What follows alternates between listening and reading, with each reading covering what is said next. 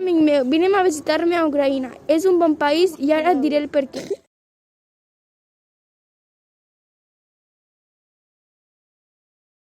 De la natura destaquen els Carpats, unes serralades situades al mig dels Balcans.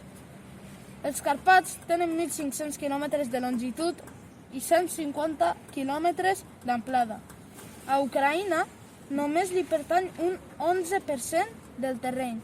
Els Carpats tenen pics que arriben als 2.655.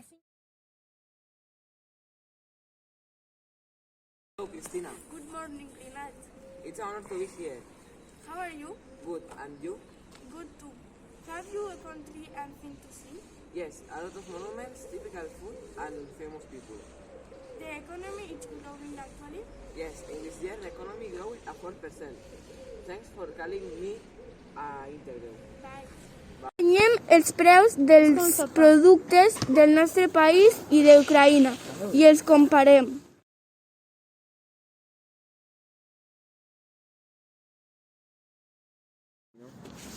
La música ucraïnesa popular és famosa a Ucraïna per ser electrònica majoritàriament. Goa és el nou èxit ucraïnès. Hola, Hoy os vamos a presentar una receta ucrainesa. y estos son los ingredientes. 4 patatas grandes, una cebolla mediana, un huevo, un cuarto de taza de harina para todo uso, sal, pimienta y aceite vegetal para freír. Marco Polo és un joc tradicional d'Ucraïna. Trata de que una persona es venda els ulls i crida fort Marco. I llavors els altres diuen Polo. I la persona amb els ulls vendats ha d'endevinar on són.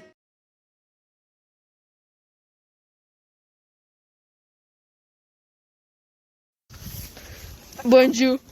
Je m'appelle Rodin Amat. Mon arquitect és Yevgeny. Je m'habite a Kiev, Ucraïna. Inauguración 9 de mayo. 1945.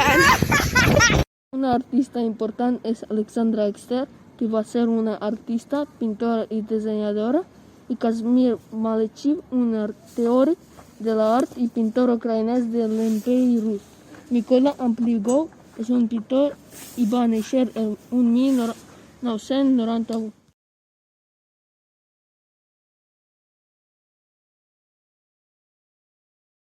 Ara us deixem el guió de vídeo.